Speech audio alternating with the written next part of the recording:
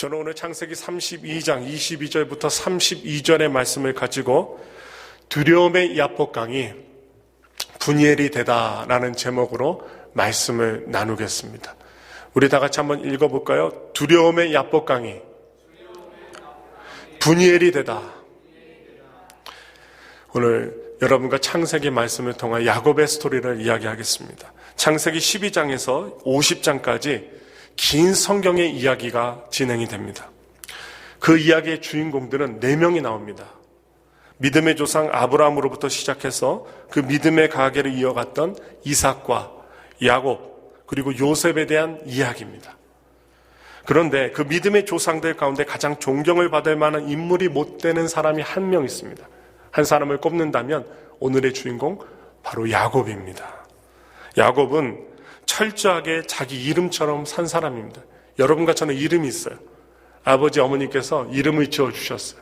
그 이름에는 다 뜻이 있고 의미가 담겨져 있는데 이 야곱은요, 그 이름 자체가 요상합니다. 발꿈치를 잡는 자입니다. 그것을 우리가 이해하기 쉽게 번역을 하면 어떤 뜻이냐? 약탈자라는 뜻입니다. 야곱은 그 이름의 뜻처럼 속이는 자요, 약탈하는 자로 살았습니다. 이름이 그랬어요. 그리고 그의 삶도 그의 이름을 따라갔습니다. 어떻게 저런 사람이 믿음의 조상 가운데 하나로 이름을 드러낼 수 있는가? 그것도 성경에 들먹일 수 있을까 싶을 정도로 다른 사람들과 경쟁해서 수단 방법을 가리지 않고 이기도록 노력하며 세상을 살아갔던 사람이 바로 야곱입니다. 철저하게 인간적인 방법으로 살아온 사람이 바로 야곱이었던 것입니다. 태어나면서부터 형을 이기기 위해서 먼저 태어난 형을 부러워하면서도 어떻게 해요? 발꿈치를 잡고 태어났어요. 그래서 발꿈치를 잡고 이 세상에 태어났던 쌍둥이 동생이었던 야곱, 장자로 태어나지 못한 한이 야곱으로 하여금 형 에서의 장자권을 가로채게 만들었습니다. 형 에서가 사냥을 하고 돌아온 배고픈 틈을 이용해서 팥죽 한 그릇을 맛있게 끓여 놓음으로 장자권을 가로채 버린 것입니다. 그것뿐만이 아니죠. 그는 어머니 리브가와 짭니다. 모의하고 얘기하고서 눈이 잘 보이지 않는 아버지 이삭을 속이고 형 에서가 받아야 할 장자의 복을 가로채기도 했습니다. 남보다 더 많이 가지고 남보다 더 축복을 누리기 위해서는 피를 나는 쌍둥이 형제조차도 팥죽 한 그릇으로 속여 먹을 정도로 그냥 넘겨주지 않고 속여 자기가 취할 정도로 또한 아버지를 속이는 것쯤은 전혀 문제되지 않게 산 사람이 바로 야곱이었던 것입니다. 결국 야곱은 형 에서의 분노를 사서 고향 땅을 떠나 멀리 외삼촌 집으로 도망을 치게 되는데 20년 동안 방랑자처럼 살아야만 했습니다. 우리가 삶을 제대로 살지 않으면 하나님이 바로잡아 주시는데요, 오랜 기간이 걸립니다. 오랜 훈련의 시간이 걸려요. 바로 누가 그랬느냐? 야곱이 그랬습니다. 그런데 그때에도 야곱의 야망은 멈추지 않았습니다. 오늘 여러분, 야곱이 제대로 된 인생을 살지 못하고 하나님의 은혜로 살았는데 야곱을 야곱으로만 보지 마시고 오늘 설교를 들으시면서 저와 여러분들이 야곱이 나라고 생각하시고 설교를 한번 들어보세요. 내가 이 세상에서 승리하고 무엇인가를 얻어내기 위해서, 잘 먹고 잘 살기 위해서 수단 방법 가리지 않고 살았던 내 모습을 생각해 보세요. 그러면서 오늘의 야곱의 이야기를 나에게 적용하고 한 주간 승리하셨으면 좋겠습니다. 외삼촌 라반의 짐으로 도망갔던 이 첫날 밤에 베델이라는 곳에서 돌베개를 베고 잠을 자다가 하늘과 땅을 잇는 사닥다리의 꿈을 이 야곱이 꾸게 됩니다. 그 꿈에서 하나님께서 야곱에게 이렇게 약속해 주셨어요. 우리 다 같이 말씀을 보겠습니다. 창세기 28장 15절 말씀이에요. 내가 내게 허락한 것을 다 이루기까지 너를 떠나지 아니하리라. 이 하나님의 축복의 말씀을 듣고 꿈에서 깬 야곱은 자기가 베고 잤던 그 돌베개로 기둥을 세우고 이렇게 서원합니다. 다 같이 야곱의 마음으로 서원한 이 말씀을 읽겠습니다. 28장 20절부터 22절의 말씀입니다. 읽겠습니다. 야곱이 서원하여 이르되 하나님이 나와 함께 계셔서 내가 가는 이 길에서 나를 지키시고 먹을 떡과 입을 옷을 주시어 내가 평안히 아버지 집으로 돌아가게 하시오면 야훼께서 나의 하나님이 되실 것이요 내가 평안히 아버지 집으로 돌아가게 하시오면 야훼께서 나의 하나님이 되실 것이요 내가 기둥으로 세운 이 돌이 하나님의 집이 될 것이요 야훼께서 내게 주신 모든 것에서 10분의 1을 내가 반드시 하나님께 드리겠나이다 하였더라. 아멘. 이 말씀을 자세히 한번 살펴보시면 이 서원은요, 온전한 서원이 아닙니다. 굉장히 아름다운 서원이 아닙니다. 이런 야곱의 서원 속에도 야곱의 욕심과 야망이 담겨져 있습니다. 하나님께서 나를 지켜주셔서 내가 잘 되면 내가 하나님께 11조도 바치고 하나님을 잘 섬기겠습니다. 그런 기도입니다. 나를 잘해주시면 그 대가로 하나님께 11조 드리겠다는 거예요. 하나님께서 잘해주시면 나도 하나님을 잘 믿고 하나님께서 내게 복을 주시면 나도 하나님께 11조를 드리겠다는 야곱의 이 기도는 결코 아름다운 기도라고 할 수가 없습니다.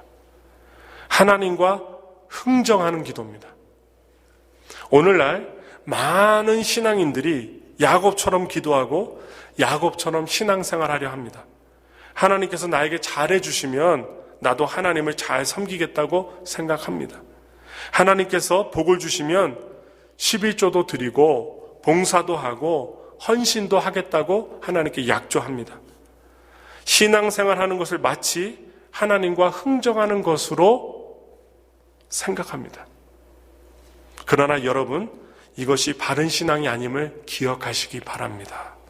하나님은 우리에게 늘 좋은 것으로 주시기를 기뻐하시는 분이시지만 그렇다고 우리가 하나님께서 우리에게 잘해 주셔야만 우리도 신앙생활 잘하겠다는 것은 지극히 어리석은 생각입니다. 어린아이와 같은 신앙일 뿐입니다. 정말 하나님을 사랑하는 사람이라면 하나님을 섬기는 일이 있어서 고난이 닥쳐온다 할지라도 주님을 사랑하고 섬기겠노라고 고백할 수 있어야 합니다. 물질적으로 풍요로움을 얻지는 못한다 하더라도 빈궁한 속에서 그 속에서도 감사할 수 있어야 합니다. 며칠 전에 추수감사절 절기가 지나갔고 끝났는데요. 작은 것 하나라도 우리가 감사할 줄 안다면 큰 것은 더더욱 감사할 수 있고 없는 것 가운데서도 감사할 수 있는 것이 우리의 인생입니다. 그게 바로 진정한 신앙입니다. 그러나 야곱은 그렇지 않았습니다. 굉장히 이기적인 신앙 고백을 했던 것입니다. 외삼촌 라반의 집에서도 야곱은 철저하게 인간적인 방법으로 살아갑니다. 자신의 습관을 못 고쳐요. 그게 품삯을 주지 않기 위해서 야곱을 이용해 먹는 삼촌, 외삼촌 라반에게서 살아남는 방법이라고 생각을 했어요. 그래서 야곱은 자기가 알고 있는 모든 인간적인 술수와 방법을 다 동원해서 굉장한 재산을 모을 수 있었습니다. 가정도 꾸몄습니다. 성공하겠다는 야망까지도 이루는 것 같았습니다. 그러나 야곱의 인간적인 술수와 방법을 이겨낼 수 없었던 외삼촌 라반이 있었어요. 이 라반은 야곱을 아주 싫어했습니다. 그렇게 살았던 세월이 20년이나 되었습니다. 그곳에 더 있다가는 생명이 위태롭겠다고 생각했던 이 야곱, 또한 머리가 좀 총명했고 약삭발랐던 이 야곱은 그 위기를 느끼는 순간 하나님의 도우심으로 라반의 집에서 도망쳐 나올 수 있었습니다. 20년 동안 인간적인 방법으로 살았던 야곱의 품에는 굉장히 많은 것들이 들려 있었습니다. 요즘으로 말하면 대기업의 창업주처럼 성공신화를 만들어내고서 의기양양하게 고향 땅으로 돌아갈 수 있었습니다. 4명의 아내와 12명의 자녀들이 있었고, 그리고 수도 헤아릴 수 없을 정도로 많은 소와 나귀와 양떼들을 거느리고 고향으로 돌아갈 수 있었습니다. 그런데 야곱에게는 아직도 풀리지 않는 한 가지 문제가 있었습니다. 그건 바로 형 에서와의 관계입니다. 20년 전에 형이 받아야 될 장자의 축복을 가로챈 것, 그것 때문에 자신을 죽이겠다고 살기가 가득했던 형이 자신을 어떻게 맞아줄지, 그것이 걱정인 것입니다. 왜냐? 형과 문제를 해결해 본 일이 없기 때문입니다. 바로 그때에도 야곱은 인간적인 방법으로 그 문제를 해결하려고 합니다. 오늘 본문 바로 앞절인 창세기 32장 3절 말씀 이하에 그 이야기가 소개되고 있습니다. 야곱은 먼저 자기 종들을 형들에게 보냅니다. 형에게 보냅니다. 소와 나귀와 양떼와 심지어 노비까지 잔뜩 구루마에 가득 뇌물을 주어서 형의 환심을 사려고 했습니다. 어쩌면 이런 마음이었는지 모릅니다. 이 세상을 살아보니까 재물이, 물질이 제일이야. 돈이 최고야. 돈으로 안 되는 일이 있어? 아마도 형이 이 뇌물을 받으면 20년 전의 일을 다 없었던 것으로 하고 나를 맞아줄 거야. 나를 갖다가 환대해 줄 거야. 이렇게 생각했던 것 같아요. 그런데 형 에서에게 다녀온 그 사신의 보고에 따르면 형의 마음이 누그러진 것이 아닙니다. 형에게 눈치껏 그 뇌물을 갖다가 조그만 뇌물을 그 형에게 보내고 사신을 보냈는데 그 사신이 와서 얘기해요. 야곱이 고향으로 돌아온다는 소식을 듣고 형이 무엇을 준비하느냐? 웃으면서 맞아주는 게 아니라 오히려 400명이나 되는 군사를 이끌고 야곱 동생을 맞으러 온다는 것입니다. 400명의 군사를 이끌고 온다는 것은 자신을 죽이겠다는 것입니다. 큰 위기를 만난 것입니다. 어쩌면 지금까지 살아온 삶 가운데 가장 큰 위기를 맞이하게 된 야곱입니다. 그는 그 위기를 풀어가기 위해서 모든 방법을 다 동원해 봅니다. 지금까지 자신의 방법으로 풀려지지 않는 문제가 없었습니다. 자기가 하고 싶다고 마음만 먹으면 모든 것을 다 할 수 있었던 사람이 누구냐? 오늘의 주인공 야곱이었습니다. 그런데 이번만은 그렇게 만만하게 문제가 풀리지 않았습니다. 자기의 술수가 자기의 인간적인 방법이 통하지 않았습니다. 아무리 머리를 쥐어 짜고 계획을 한다 할지라도 되지 않는 거예요. 자신의 방법이 통하지 않자 야곱은 그 마음속에 무엇이 다가오는가? 두려움이 다가옵니다. 여러분과 저는요, 내 뜻대로 안 될 때 무엇이 다가오냐? 두려움이 와요. 두려움. 바로 야곱도 그랬어요. 두려워서 미칠 지경이 됩니다. 32장 7절 한번 볼게요. 32장 7절 말씀입니다. 야곱이 심히 두렵고 답답했다고 말하고 있습니다. 심히 두렵고 답답했다. 그게 바로 당시 야곱의 마음을 너무나도 잘 표현한 언어예요. 말이에요.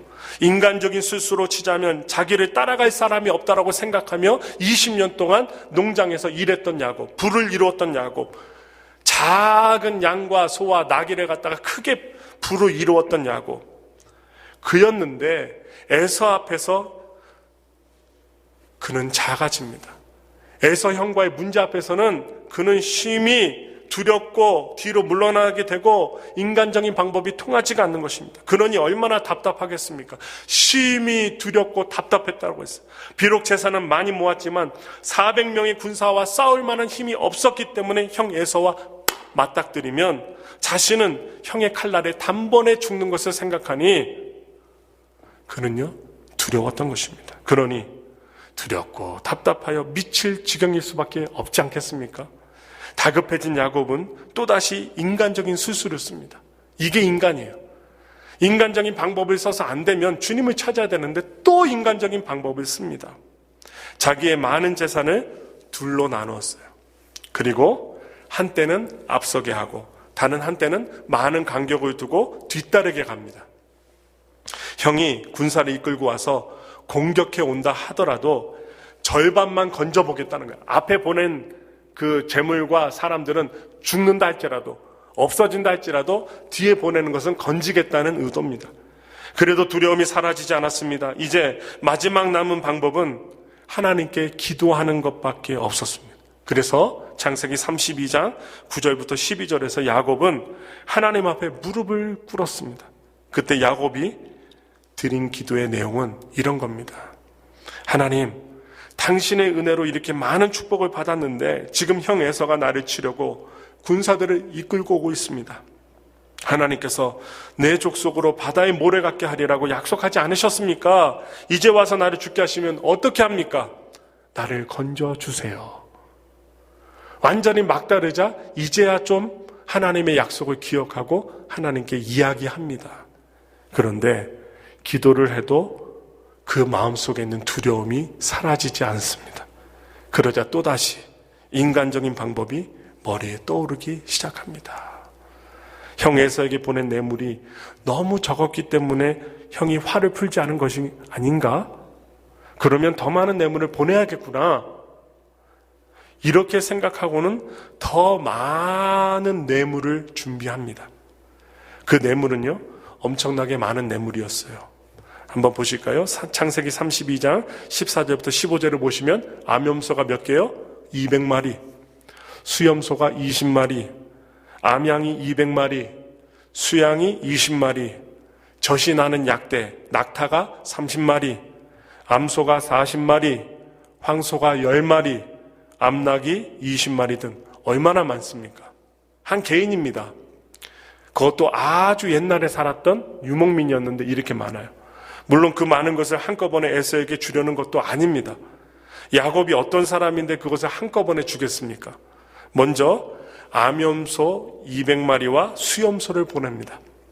그리고 다음에는 암양과 수양을, 그 다음에는 약대를, 그렇게 해서 차례차례로 그 많은 재산을 하나하나씩 보냅니다. 그런 뇌물을 받아보았다면 형 에서의 마음이 한결 누그러질 것이라고 인간적인 마음으로, 인간적인 생각을 한 것입니다. 그리고는 가축대를 이끌고 갔던 종에게 이렇게 말하도록 합니다. 이것은 주의 종 야곱이 자기 주인 에서에게 보내는 예물입니다 라고 합니다. 이렇게 얘기하라고 해요. 이 말 속에서 우리는 야곱이 자기가 살기 위해서 얼마나 비굴해지는가를 알게 됩니다. 그는 형 에서에게 뭐라고 해요? 주라고 합니다. 주인이라고 말합니다. 그리고 자신을 주의 종이라고 합니다. 형은 주인이고 나는 종입니다. 그러니까 주의 종의 예물을 받으소서. 그래서 당시에 주의 종이란 말은요, 아버지와 아들, 그 사이에 쓰는 언어고 스승과 제자 사이에 주의 종이라는 말을 씁니다. 아무한테나 주의 종이라는 단어를 쓰는 말이 아닙니다. 아주 귀한 말입니다. 임금이나 아버지나 스승님과 쓰는 말이지 형제들끼리 쓰는 말이 아닙니다. 그런데 야곱은 자기가 살아남기 위해서 형 에서를 주라고 부르고 자신을 에서의 종이라고 부르고 있습니다. 어떻게 비열한 방법까지 동원하면서 살아남기를 바랬던 것일까요? 그만큼 인간적인 사람이 야곱이었던 것입니다. 그러나 그 모든 방법들을 동원해 보았지만 여전히 야곱의 마음은 두려웠습니다. 여러분, 우리가 아무리 인간적인 방법으로 문제를 해결해 보려고 해도 우리 인간의 방법에는 한계가 있습니다. 인간적인 방법으로는 우리의 마음에서 두려움과 답답함을 쫓아낼 수가 없습니다. 사업을 하시더라도, 집안을 이끄시더라도, 제가 목회를 하더라도, 여러분들이 신앙생활 하더라도 인간적인 방법으로 하면 안 됩니다. 이 세상에서 무엇인가 한가닥 했던 분들은요, 인간적인 방법도 있겠지만 하나님의 은혜가 있어요. 하나님이 해주셔야 돼요. 여러분, 우리가 아무리 인간적인 방법으로 문제를 해결해 보려고 해도 한계가 있다는 사실을 잊지 마십시오. 인간적인 방법으로는 우리 마음에서 두려움과 답답함을 쫓아낼 수가 없어요. 야곱을 보세요. 오늘 그는 어느 누구보다도 술수를 잘 쓰는 사람입니다. 오늘날로 말하면 대단한 성공을 이룰 수 있고 또 이루었던 사람입니다. 그런 야곱조차도 자기의 지혜와 자기의 방법을 다 동원해서 대처해 보았지만 여전히 두렵고 답답했습니다. 불안한 마음을 떨쳐버릴 수가 없었습니다. 이제 야곱의 남은 방법 하나가 있어요. 오직 하나입니다. 하나님께 완전히 복종하는 것입니다. 조금 전에 기도했던 때와는 전혀 다른 모습으로 하나님께 매달리는 것이 필요했습니다. 오직 하나님께 매달린 것 외에는 다른 방법이 없습니다. 그래서 야곱은 자기의 가족들까지 모두 야복강을 건너게 한 후에 야복강가에 홀로 남아서 하나님과 씨름을 하게 됩니다. 야곱에게 있어서 야복강가는 더 이상 물러설 수 없는 장소가 되어버렸습니다. 뒤로 갈 수가 없어요. 앞으로도 갈 수가 없어요. 더 이상 인간의 지혜나 인간적인 방법이 통하지 않는 막다른 골목이 어디냐? 야복강가입니다. 여기에서 문제가 해결되지 않으면 그동안 쌓아놓았던 모든 것들을 한꺼번에 잃어버리게 됩니다. 심지어 자신의 목숨도 잃어버리게 됩니다. 이런 절대절명의 상황 속에서 야곱이 할 수 있었던 것은 오직 하나, 하나님을 붙잡는 것밖에 없었습니다. 어쩌면 하나님께서 야곱을 바로 이 야복강가에 몰고 오셨다고 할 수 있습니다. 하나님께서는 야곱이 고향을 떠나올 때부터 끊임없이 야곱을 지켜보시고 계셨어요. 일을 할 때나 잠을 잘 때나 장가갈 때나 아니면 외삼촌 라반에게서 도망칠 때나 언제나 하나님은 야곱을 지켜보고 계셨습니다. 하나님께서는 야곱이 인간적인 방법을 사용하다가 실패하고 어려움을 겪을 때마다 친히 개입하셔서 그의 길을 열어주시고 그가 낙담하지 않도록 그가 알게 모르게 도와주셨습니다.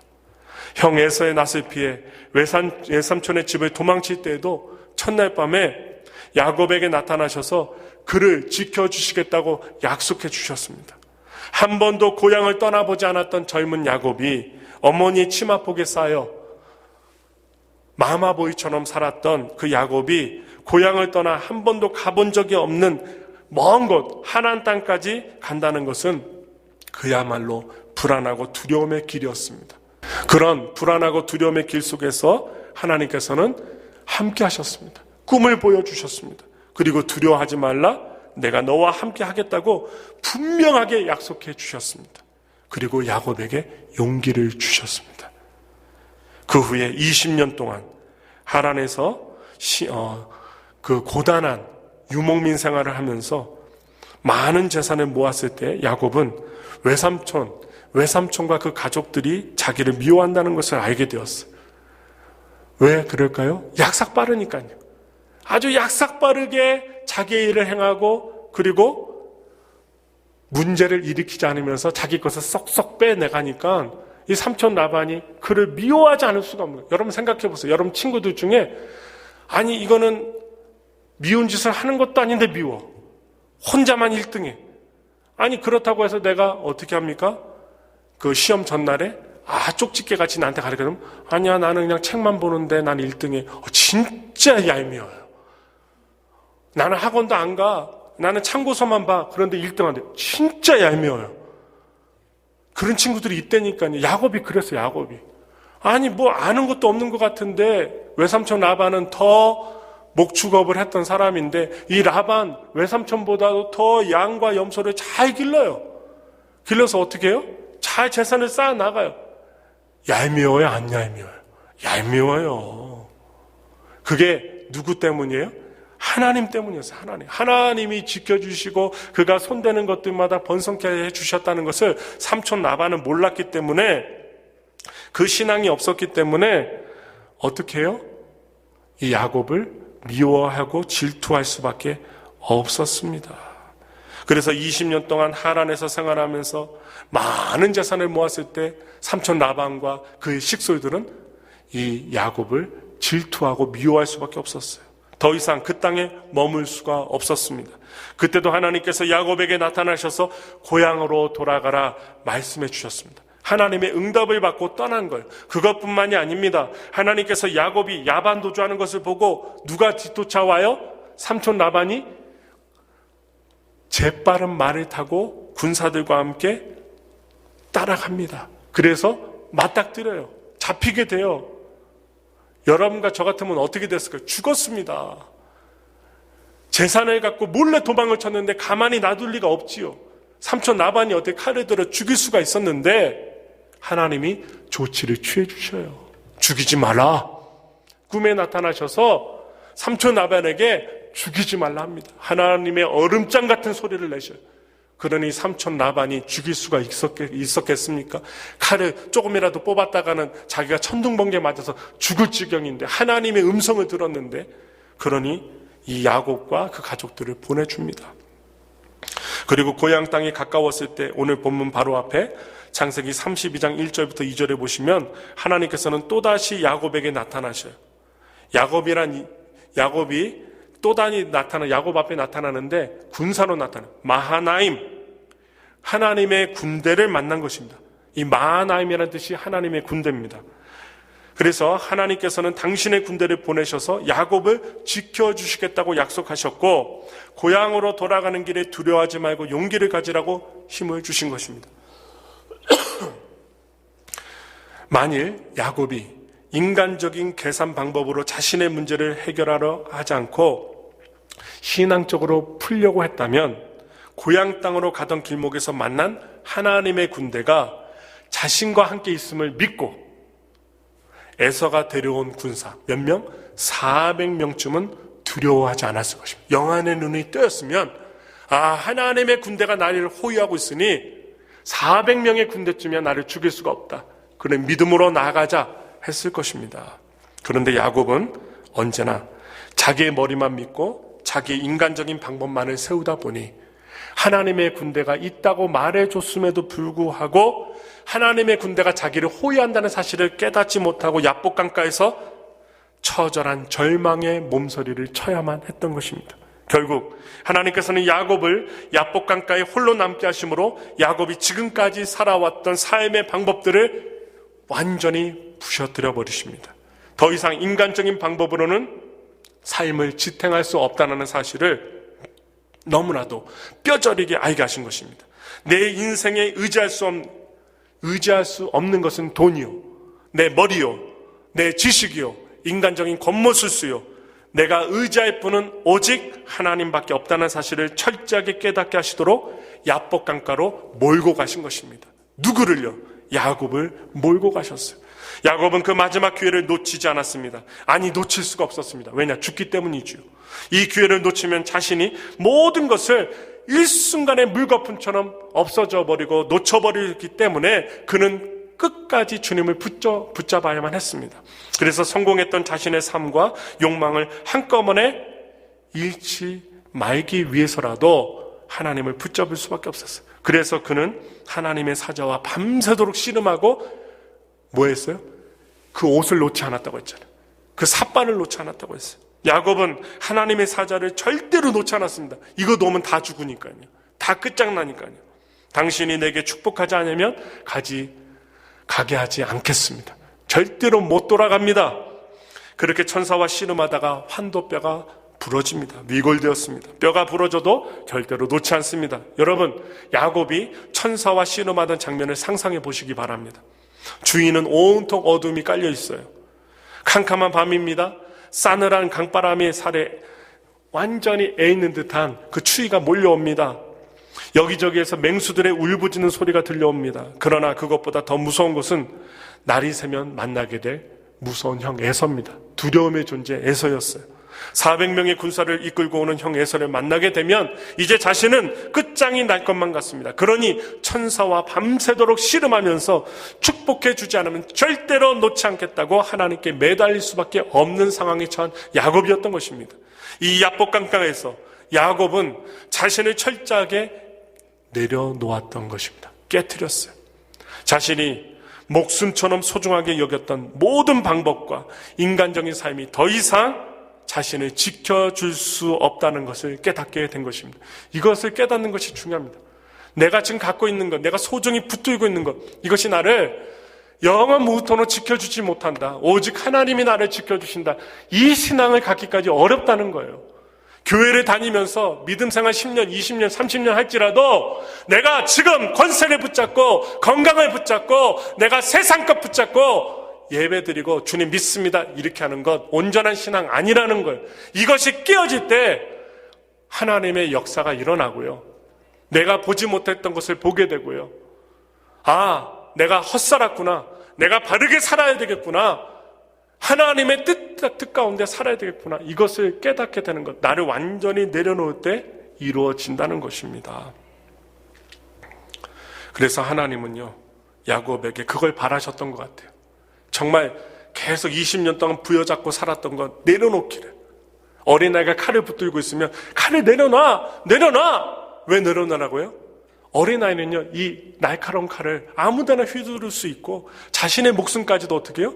갖고 가다가 떨어뜨리고 넘어지게 되면 죽을 수가 있으니까 어른들은 그 칼을 손을 갖다가 억지로 펴서라도 내려놔! 할 수 있는 것입니다. 우리에게 주어진 것들이 아무리 내가 좋아하는 것이라 할지라도 하나님이 아니라고 하면 내려놔야 되는데 내려놓지 못할 때 무엇이 있어요? 많이 쌓여지는 재산과 많이 쌓여지는 명예와 권세가 있지만 두려움은 사라지지 않습니다. 죽음에 대한 두려움, 건강에 대한 두려움, 미래의 앞일에 대한 두려움은 사라지지 않습니다. 바로 야곱은 바로 나였던 것입니다. 오늘 야곱은요, 하나님의 몰아가심 속에서 절대로 그 천사의 옷을 놓지 않습니다. 하나님은 우리가 우리의 머리, 우리의 경험, 우리의 지혜, 우리의 인간적인 방법들을 포기할 때까지 우리에게 축복하시기를 미루시지도 하십니다. 미루시기도 하셔요. 우리가 준비될 때까지 기다리신다는 것이죠. 여러분, 우리 가운데 혹 아무리 노력을 해보아도 풀려지지 않는 문제, 해결되지 않는 삶의 걱정거리, 마음속의 두려움 때문에 힘든 분이 계세요.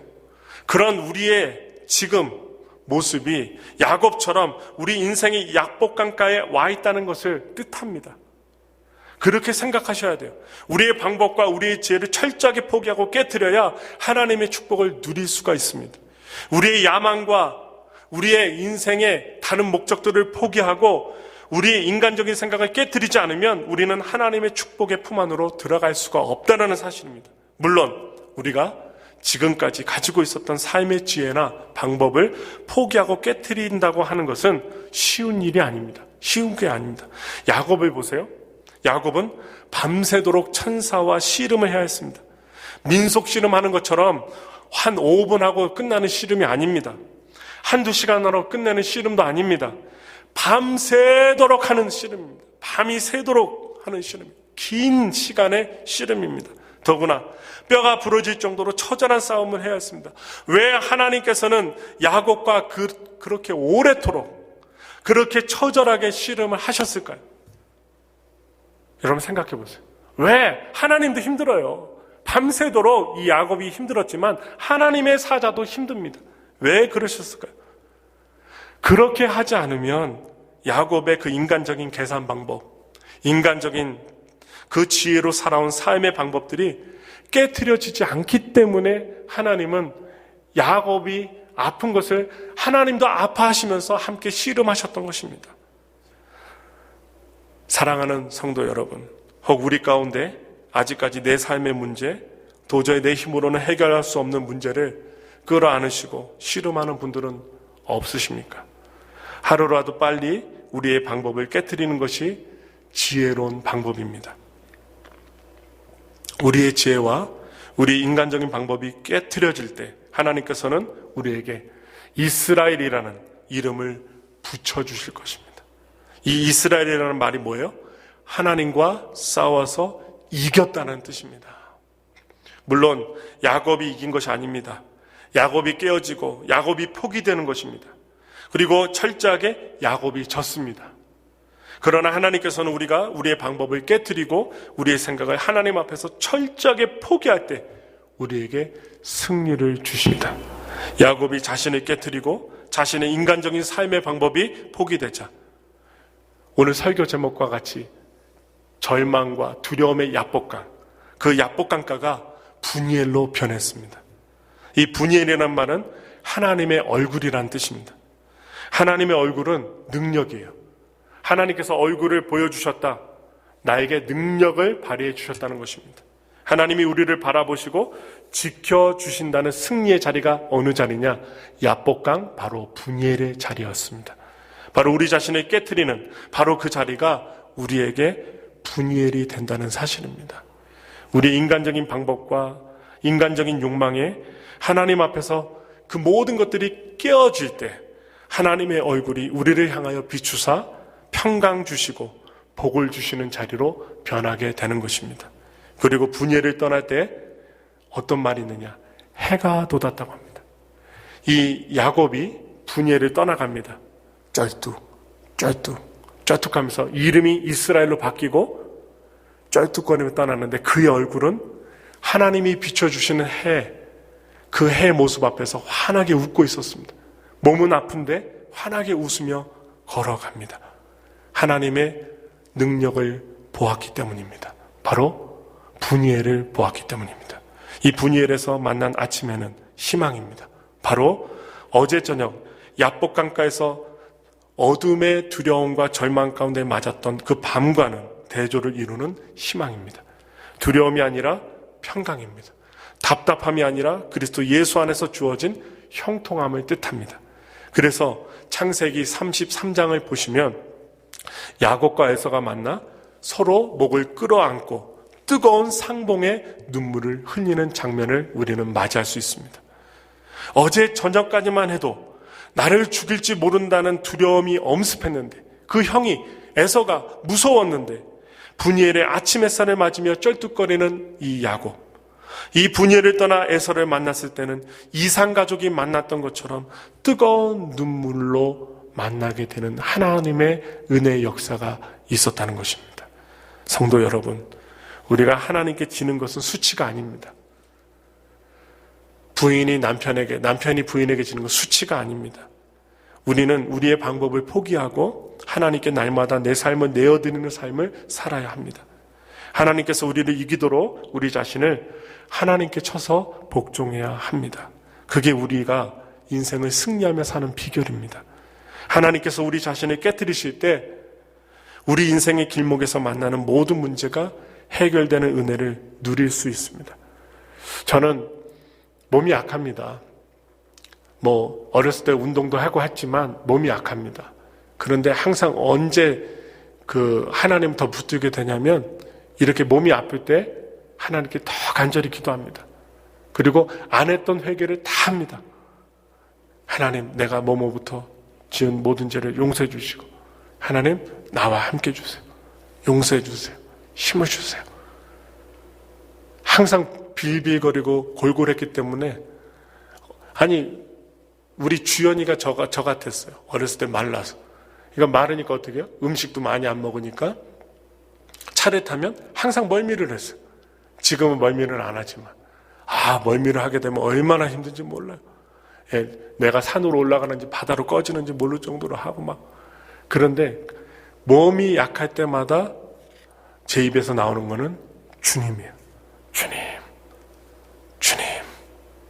여러분, 지금 오늘 주일날 오셔서 예배를 드리시고 하나님께 찬송을 드리시고 또 부족한 설교를 들으시는데 여러분 어느 때 주님을 찾으세요?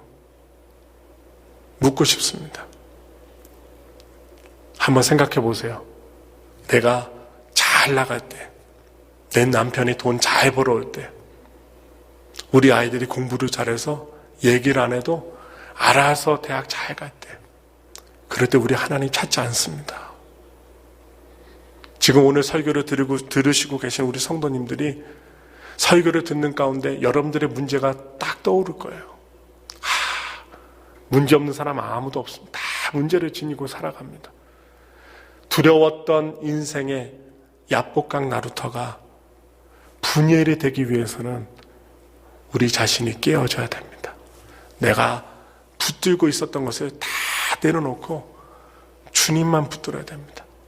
그러면 요상하게도 신기하게도 형 에서가 400명을 데리고 와서 나를 죽이려고 왔는데 아침에 찬란한 빛이 비춰지고 그 두려움이 탁 떠나가면서 형을 만났는데 그 400명의 군사는 저 뒤로 물러가 있고 에서의 마음을 하나님이 감동시켜 주셔서 칼을 빼는 게 아니라 손을 빼서 내가 20년 동안 너를 만나보지 못했는데 사랑하는 동생 아우야 하면서 끌어안아주는, 그래서 형도 울고 동생도 울고 그러면서 발꿈치를 잡았던 것을 용서해 주시고 또한 형이 분노를 품고 죽이려고 했던 그 마음의 한을 눈 녹듯이 녹여주시는 하나님의 은혜 가운데 여러분 재산이 없어요. 옆에 있는 재산이 그렇게 귀하지가 않은 거예요. 너무 감사한 거예요. 그러니 어떻게 해요? 형한테 다 가지라고 합니다. 그게 그렇게 귀하다고 생각했는데 귀하지 않고 형 다 가져. 다 가져. 아니 너도 살아야 되지 않겠느냐 하면서 어떻게 해요?